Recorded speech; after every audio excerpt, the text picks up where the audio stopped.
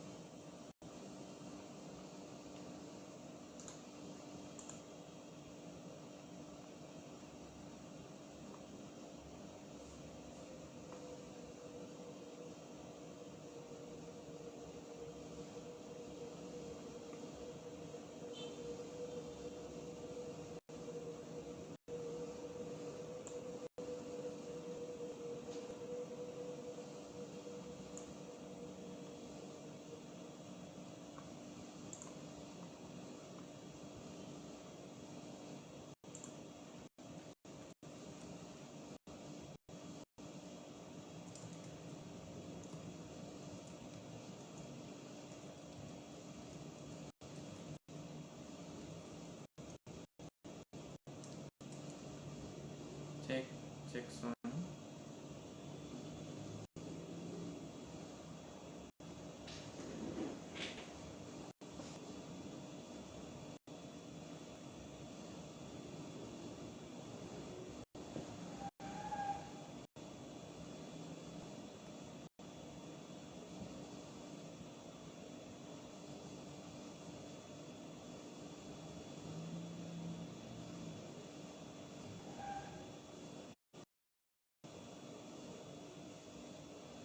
S.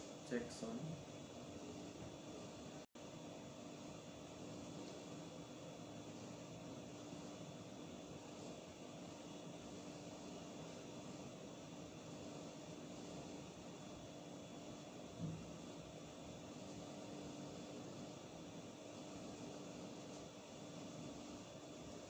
Jackson.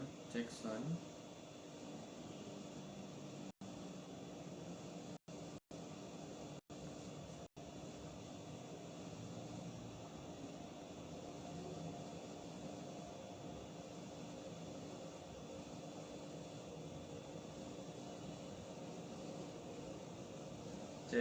Jackson. Jack.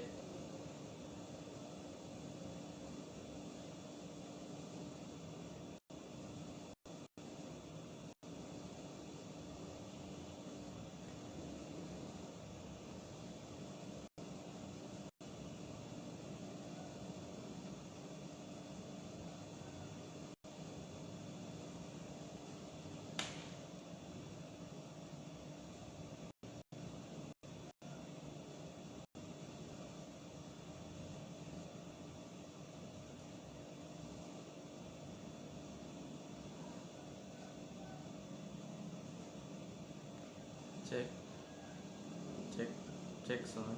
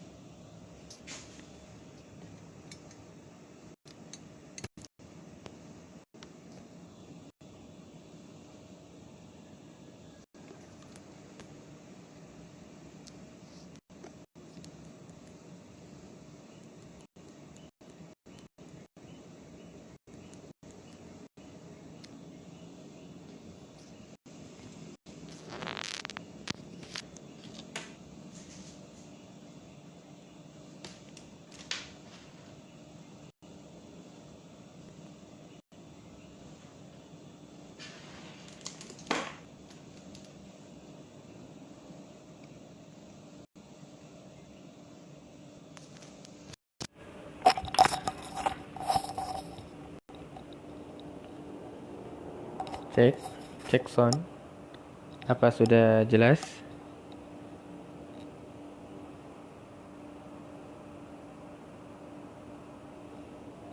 Cek, cek sound.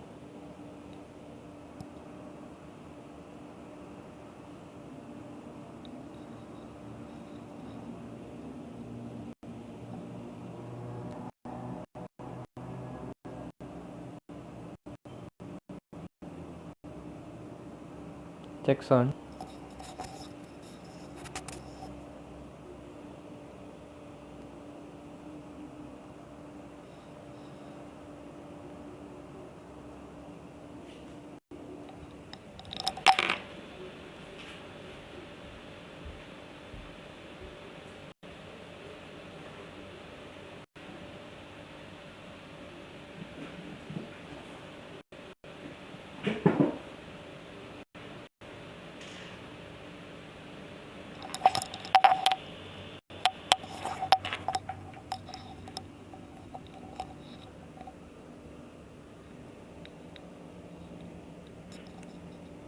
Cek, cek sound. Jelas?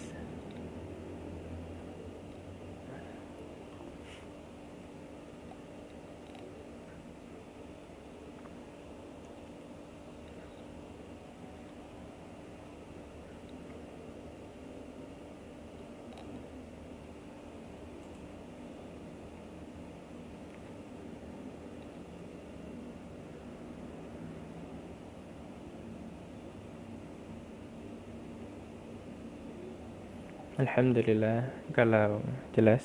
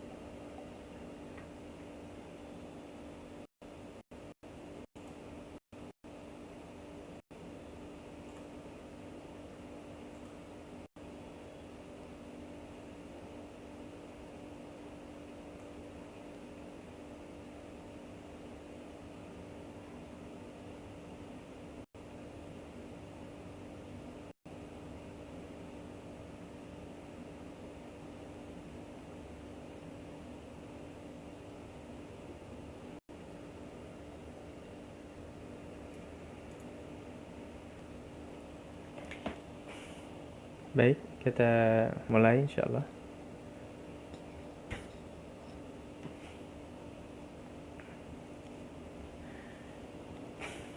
Bismillahirrahmanirrahim. Assalamualaikum warahmatullahi wabarakatuh. Alhamdulillah hamdan katsiran tayyiban mubarakan fih. Ashhadu an la ilaha illallah wahdahu la syarika lah. Wa ashhadu anna Muhammadan abduhu wa rasuluh. Wa ala alihi wa ashabihi wa man tabi'ahum bi ihsan ila yaumiddin. Jamaah pemirsa MBS TV yang insyaallah semuanya dimuliakan oleh Allah Subhanahu wa ta'ala. Bagaimanakah kabar jamaah sekalian? Bagaimanakah kabar santri-santri yang kami sangat cintai karena Allah Subhanahu wa ta'ala? Kami berharap semoga semuanya senantiasa dalam perlindungan Allah Subhanahu wa ta'ala. Amin ya rabbal alamin. Yang pertama, jamaah, marilah kita senantiasa bersyukur kepada Allah Subhanahu wa ta'ala atas segala limpahan rahmat, taufik, serta hidayahnya kepada kita semua. Tentunya banyak sekali cara untuk bersyukur kepada Allah Subhanahu wa ta'ala. Melakukan suatu kebaikan dari seluruh anggota tubuh badan kita, itu merupakan pula cara untuk mensyukuri nikmat yang Allah berikan kepada kita.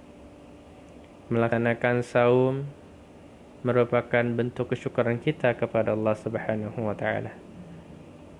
Melaksanakan ibadah tarawih atau qiyamul lail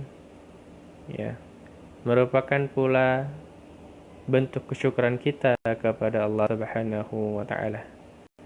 Maka mari kita pergunakan segala nikmat yang Allah berikan kepada kita untuk taqarrub ilallah, untuk senantiasa dekat kepada Allah. Zikrullah, untuk senantiasa berzikir kepada Allah, ingat kepada Allah.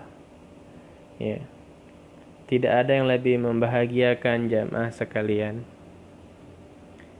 selain Allah itu ingat kepada kita. Coba kita bayangkan, dari sekian jutaan manusia atau juta atau miliar manusia, salah satunya Allah ingat kepada kita dari sekian jutaan tersebut manusia. Maka itulah hal yang paling membahagiakan dari kita, selain nanti berharap semoga kita bisa melihat wajah Allah Subhanahu wa ta'ala di surga nanti. Amin ya rabbal alamin. Salawat serta salam marilah selalu kita aturkan kepada uswatun hasanah kita, suri tauladan kita, seorang manusia yang berbudi pekerti luhur, seorang manusia yang memiliki kesempurnaan akhlak dan menjadi teladan bagi kita semua. Tidak lain adalah Nabi Muhammad sallallahu alaihi wasallam. Semoga keluarganya, sahabatnya, dan para pengikutnya istiqomah dalam menghidupkan sunnah-sunnah Rasulullah sallallahu alaihi wasallam hingga yaumil akhir. Hingga nanti puncaknya, mudah-mudahan Allah mengabulkan agar kita bisa dalam satu surga bersama Rasulullah sallallahu alaihi wasallam. Amin ya rabbal alamin. Pemirsa MBS TV rahimani rahimakumullah. Pada pertemuan pekan lalu sebelumnya kami telah mengangkat tema kerikil pengikis pahala puasa. Dan alhamdulillah bagian pertama telah kami jelaskan. Sekarang kita lanjut pada bagian yang kedua, yaitu adalah membahas beberapa hal yang perkara ini dapat mengurangi atau bahkan menghapus pahala puasa kita. Semoga kita berlindung dari perkara-perkara yang ini. Kemarin telah kami sampaikan sebuah hadis riwayat dari Al-Dailami, kemudian diriwayatkan pula oleh Imam Ahmad rahimahullah dan Ibnu Majah rahimahullah. Kata Rasulullah sallallahu alaihi wasallam, ya, khamsun yuftirna as-shaima wa yunkitna al-wudu. 5 perkara, kata Rasulullah, yang dapat menghapus pahala orang yang berpuasa. Yang pertama, kata Rasulullah, al-kadzib adalah perbuatan dusta. Yang kedua, wal-ghibah, perbuatan ghibah. Yang ketiga, wan-namimah, perbuatan namimah. Yang keempat, wan-nadhru bisyahwatin, melihat atau memandang orang lain dengan pandangan syahwat, pandangan hawa nafsu. Yang kelima, wal-yaminu al-kadzibah, yaitu perbuatan sumpah palsu. Nah, insyaallah pada pertemuan kali ini kita akan bahas 3 hal. Yang pertama, kita akan coba membahas apa itu dusta. Yang kedua, apa itu ghibah, ya. Dan yang ketiga, apa itu namimah. Tentunya di sela waktu yang tidak panjang ini tidak dapat kami uraikan dengan lengkap, tapi insyaallah akan kami paparkan beberapa dasar dari perkara ini. Insyaallah jamaah bisa paham dengan baik insyaallah. Sekarang kita masuk perkara yang pertama jamaah. Kalau mau ditulis silahkan ya, karena ini perkara penting. Karena bukan hanya di bulan puasa perkara ini kita hindari, tetapi sepanjang hidup kita perkara ini kalau bisa jangan sampai menghinggapi diri kita. Jangan sampai menghinggapi hati kita, karena hati kita ini gampang sekali teracuni oleh penyakit-penyakit hati. Dan kalau sudah orang banyak penyakit hatinya jamaah, maka itu dapat merugikan dirinya dan orang lain. Merugikan dirinya maksudnya adalah itu akan mengikis imannya, mengikis takwanya, hingga ibadahnya menjadi malas, ya. Menjalankan perkara-perkara kebaikan menjadi sulit, karena hatinya dilingkupi oleh penyakit hati. Dan penyakit hati ini kalau dibilang mungkin hanya setetes tinta saja, tetapi ia dapat mewarnai, dapat mempengaruhi fungsi hati atau fungsi di dalamnya yang lainnya. Nah, ini berbahaya. Orang lain pun dapat dirugikan oleh penyakit hati. Kenapa? Kalau orang sudah berpenyakit hati, lisannya kotor, matanya menjadi tidak baik, ya. Itu berbahaya jamaah. Sekarang kita akan bahas yang pertama, ya, yaitu mengenai perkara dusta. Nah, tentunya kita mengetahui dusta itu kalau ingin dibahasakan sederhana mungkin berbohong, ya, dalam definisi kita di Indonesia. Namun dusta ini di dalam syariat ya dinamakan dengan az-zur. Nanti az-zur ini membuat 2 hal yang di dalamnya saling terkait. Sekarang kita lihat keterangan dari Rasulullah sallallahu alaihi wasallam yang diriwayatkan oleh Abu Hurairah, bahwasannya Rasulullah sallallahu alaihi wasallam bersabda, "Man lam yada' qaulu zur wal 'amali bihi falaysa lillahi hajatun fi an yada'a ta'amahu wa syarabahu."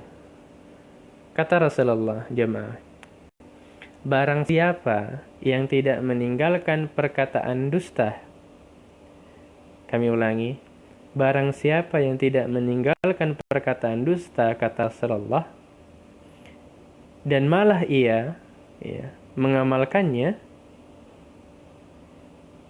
apa kata Rasulullah? Maka Allah tidak butuh dari rasa lapar dan haus yang dia tahan. Ini berkaitan dengan orang yang berpuasa. Jadi kalau orang yang berpuasa masih memelihara perbuatan dusta, masih memelihara perbuatan berbohong, maka Allah tidak butuh rasa laparnya dan Allah tidak butuh rasa hausnya yang dia tahan. Ini memberikan makna bisa jadi pahalanya tidak ada di sisi Allah Subhanahu wa ta'ala. Kita berlindung semuanya dari perkara yang pertama, itu dusta. As-Suyuti rahimallahu ta'ala, ya, beliau menjelaskan azur atau dusta ini memiliki dua hal, ya.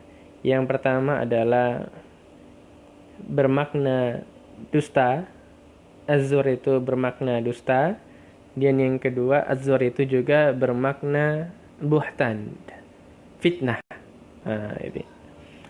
Jadi azur ini memiliki dua makna. Yang pertama adalah dusta, yang kedua adalah buhtan atau fitnah. Kalau sampai seorang mukmin melakukan perbuatan azur, maka dia melakukan perbuatan dosa, melakukan perbuatan dusta dan perbuatan buhtan atau fitnah. Yang kedua ini nanti mengakibatkan kepada dosa besar. Na'udzubillahi min dzalik. Ya jamaah. Nah ini bahaya nih. Mulai saat ini apabila kita baru menyadari bahaya dari ini, maka yuk kita hindari diri kita. Kita hilangkan kebiasaan jika ini ada pernah kita lakukan, itu perbuatan azur, perbuatan dusta. Karena bahaya. Capek sekali kita puasa dalam sehari, bahkan ini sudah masuk ke hari 22, tapi karena seringnya kita berkata dusta, azur, ya bahkan ada fitnah di dalamnya, maka Allah tidak butuh puasa kita. Masya Allah. Ya. Nah jamaah, ini ada tips buat kita semuanya, bagaimana agar kita tidak gampang berdusta atau gampang berbohong atau gampang memfitnah orang lain. Nah ini ada tipsnya beberapa. Yang pertama, bisa jamaah catat kalau ini dirasa penting. Yang pertama, sebelum kita berucap, maka biasakanlah untuk menahan diri atau menahan lisan kita. Jadi menahan diri, menahan lisan kita agar hati-hati dalam berbicara. Ini yang paling penting. Karena banyak orang tergelincir, akhirnya bermusuhan, akhirnya saling membenci, saling bertengkar atau saling bertikai. Itu tidak lain adalah tergelincirnya lidah, karena tidak adanya rem, tidak adanya kontrol lidah kita. Makanya yang pertama, harusnya sebelum kita berbicara, biasakan berpikir dulu, kita tahan diri kita, apa yang kita ucapkan ini bermanfaat atau tidak? Apa yang kita ucapkan ini menyakiti orang lain atau tidak? Apa yang kita ucapkan ini menyelamatkan orang lain atau membinasakan orang lain? Maka kita harus melatih diri kita untuk menahan diri dari lisan kita yang sering tergelincir. Yang kedua, perlu kita sadari agar menjadi motivasi agar tidak melakukan perbuatan zur, berdusta, adalah menyadari dusta adalah dosa yang dusta termasuk dosa dan termasuk dosa besar. Kami ulangi, dusta adalah termasuk dosa dan termasuk dosa besar. Maka jangan sampai kita melakukannya dalam kehidupan kita, ya. kita mencoba menghindari dan berdoa daripada perbuatan buruk tersebut ya. Yang ketiga, kita coba menyadari bahwasannya ketika kita berbuat dusta atau memfitnah orang lain, itu tidak akan menyelamatkan kita, yang ada malah membinasakan diri kita sendiri. Ingat jemaah, perbuatan dusta atau perbuatan fitnah yang kita lakukan itu akan membinasakan diri kita, bukan malah menyelamatkan diri kita. Ya. Kemudian yang terakhir, yang keempat, perlu diwaspadai jemaah, dusta merupakan bagian dari nifak. Dusta merupakan bagian dari nifak. Apa itu nifak? Nifak adalah kemunafikan. Bukankah Rasulullah memberikan keterangan ada 3 tanda ya atau ciri orang munafik? Salah satunya adalah apabila ia berbicara, maka ia berdusta. Nah, kalau kita berdusta, maka kita memiliki sifat munafik di dalam diri kita. Na'udzubillahi min dzalik. Mari jamaah, di bulan yang suci ini, di bulan Ramadan ini, yang bulan penuh dengan maghfirahnya Allah, yuk kita latih diri kita latih khususnya lisan kita, agar hati-hati dalam berbicara, agar hati-hati dalam menyampaikan sesuatu. Jangan sampai kita merasa benar, ternyata menyakiti orang lain.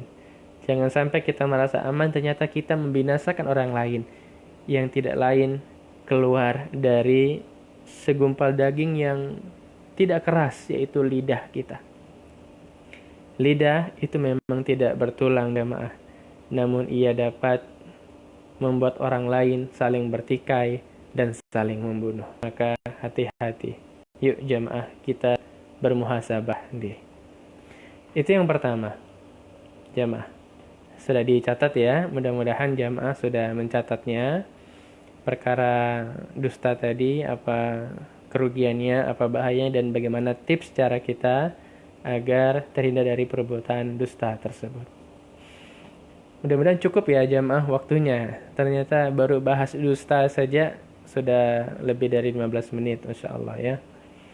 Tidak apa-apa, ini perkara yang penting yang harus kami sampaikan agar puasa kita itu bernilai di sisi Allah Subhanahu wa Ta'ala. Mungkin ini yang terakhir, kita sampai 2 poin saja, sampai 2 perkara yang dapat merusak atau menghapus pahala kita. Yang kedua, ini tidak kalah berbahayanya jamaah sekalian, yaitu adalah perkara ghibah. Ya, dari perkara ghibah.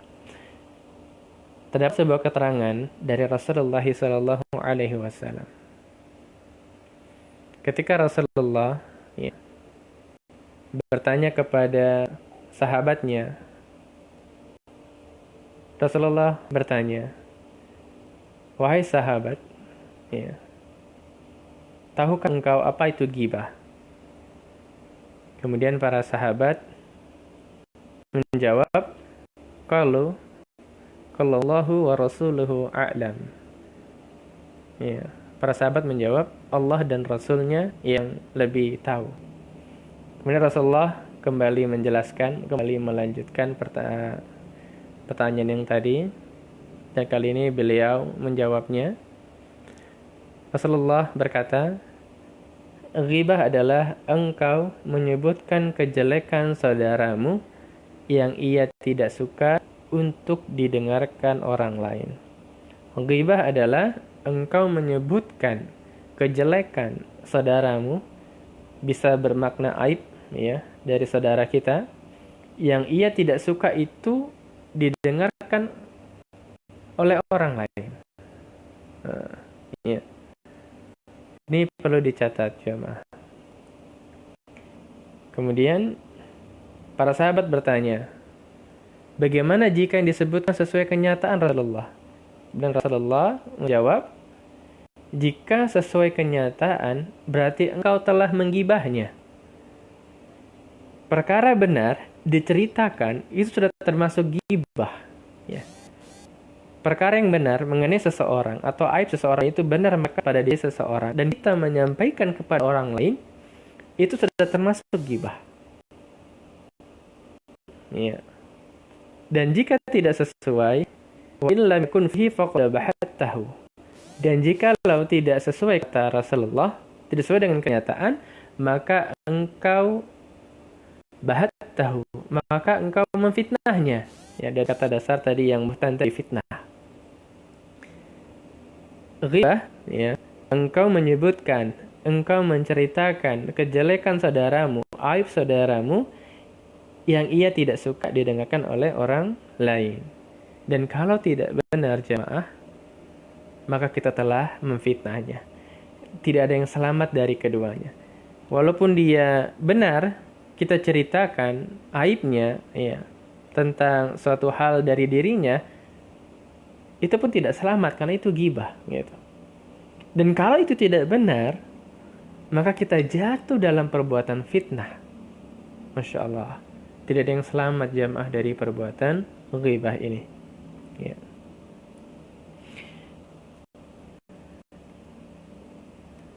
Hukum ghibah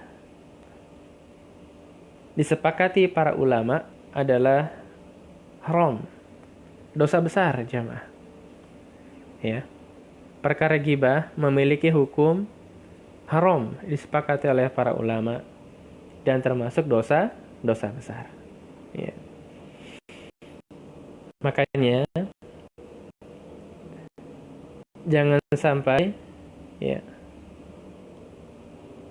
kita di bulan puasa ini menggibah orang lain, menceritakan orang lain, tetangga kita, sahabat kita, saudara kita, bahkan anak sendiri kita ceritakan, walaupun itu benar, itu akan tetap jatuh ke dalam ghibah dan termasuk dosa besar jamaah sekalian. Nah, ini pentingnya kita untuk menahan diri dan menjaga lisan kita dari perbuatan ghibah. Masih ada sedikit waktu kita, kurang lebih 5 menit jamaah.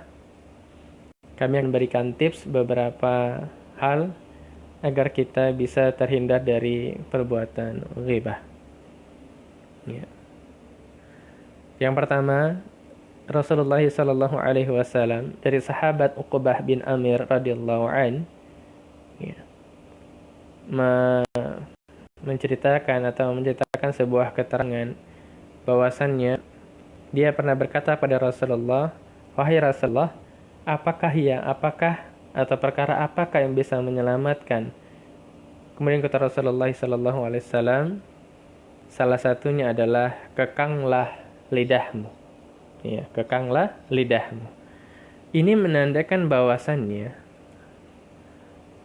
perkara keburukan yang terjadi pada diri kita dan orang lain yang menyebabkan pertikaian, kemudian permusuhan, ya, itu berawal dari salah satunya adalah tidak terjaganya lisan kita. Ya.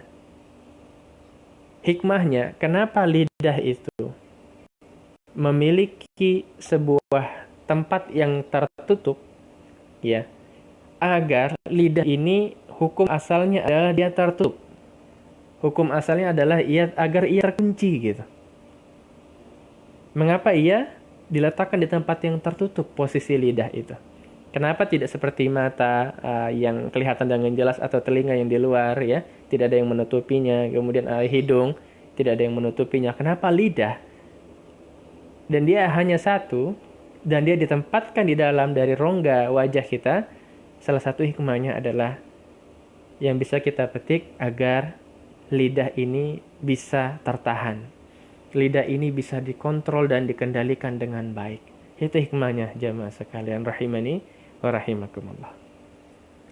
Kemudian yang kedua, ya, agar tidak dari perbuatan ghibah, yaitu senantiasa berbaik sangka dan berpikir positif kepada orang lain. Ketika si fulan, ya, melakukan perbuatan dosa dan itu menjadi aib bagi dirinya, maka coba bersangka baik.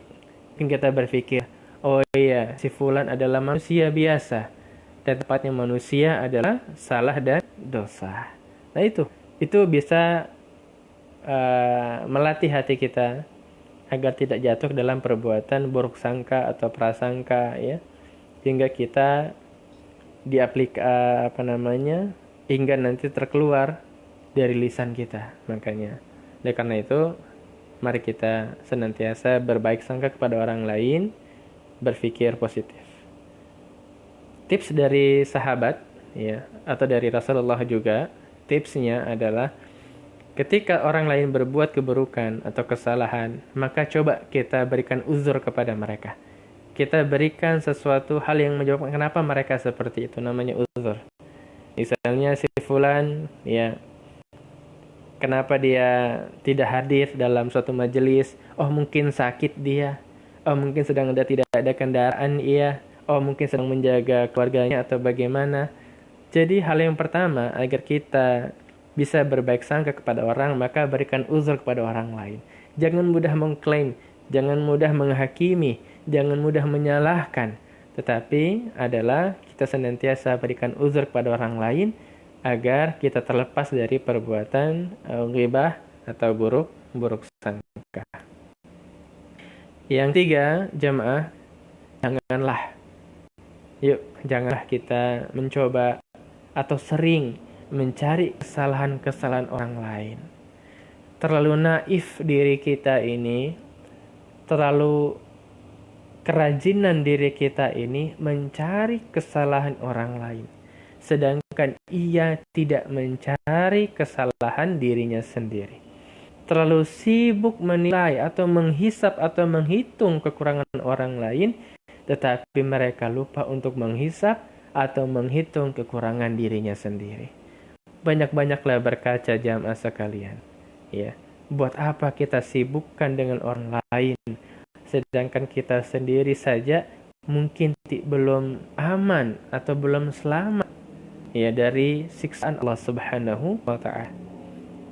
Yuk, kita sibukkan dengan menghisap diri kita, sebagaimana pesan salah satu khalifah, ya, bahwasannya hisaplah dirimu sebelum datangnya hisapnya Allah Subhanahu wa Ta'ala. Kalau tidak salah perkataan dari Khalifah Umar Ibn Khattab radhiyallahu an. Hisaplah dirimu sebelum datang hisapnya Allah Subhanahu wa Ta'ala. Yang keempat adalah marilah kita senantiasa menjauhkan hati kita dari iri dengki. Ya. Si fulan tetangga kita alhamdulillah diberikan rezeki mobil, diberikan rezeki harta yang melimpah, ya. Kemudian dikarunia anak yang baik, yang soleh dan soleha. Kemudian hal-hal kebaikan lainnya diberikan Allah, lantas kita menjadi iri dengki, kita menjadi hasad. Akhirnya kita membicarakan mereka, jatuh ke dalam perkara ghibah. Oh, mungkin si fulan korupsi, oh mungkin ini begini, oh ini mungkin begitu. Ya, Masya Allah. Terlalu sibuk kita mengurusi orang lain jamaah. Lebih baik kita urusi diri kita sendiri, karena kita tidak mempertanggungjawabkan orang lain urusan mereka, tapi kita sibuk nanti akan mempertanggungjawabkan perbuatan kita sendiri selama di dunia. Yang terakhir, jamaah sekalian rahimani wa rahimakumullah, agar terhindar dari perbuatan ghibah adalah tidak mudah menuduh atau mencaci maki orang lain. Nah, ini perkara bahaya.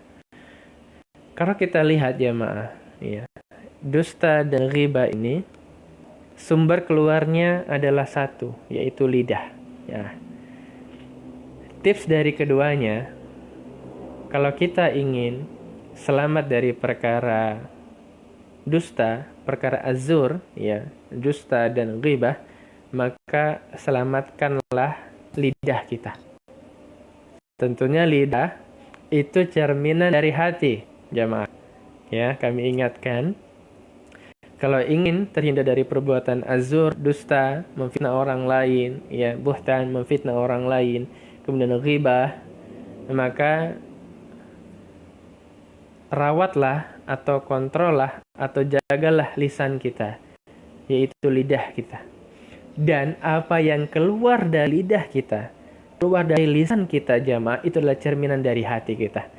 Kalau lisannya berkata kotor, kalau lidahnya senantiasa berkata yang buruk, ya, berdusta, berbohong, memfitnah, menggibah, tidak lain berarti ada penyakit hati di dalam hatinya yang itu perlu segera untuk dibersihkan. Masya Allah. jamaah sekalian. Bagaimana? Ada manfaat yang jamaah dapat terima pada tausiah menjelang berbuka puasa ini? Kami harapkan demikian jamaah. Masya Allah, waktu kita tidak cukup untuk membahas yang ketiga jamaah. Insya Allah akan kita lanjutkan pada pekan depan, mungkin pekan yang terakhir ya dari kajian kita. Insya Allah, mudah-mudahan Allah memberikan kesehatan kepada kami dan kepada jamaah sekalian, dan semoga juga Allah senantiasa memberikan nikmat iman dan Islam agar kita senantiasa teguh di dalam ketaatan kepada Allah Subhanahu wa taala.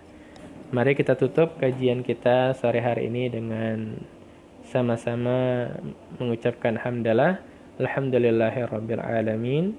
Subhanakallahumma wa bihamdik asyhadu an la ilaha illa anta astaghfiruka wa atubu ilaik. Assalamualaikum warahmatullahi wabarakatuh.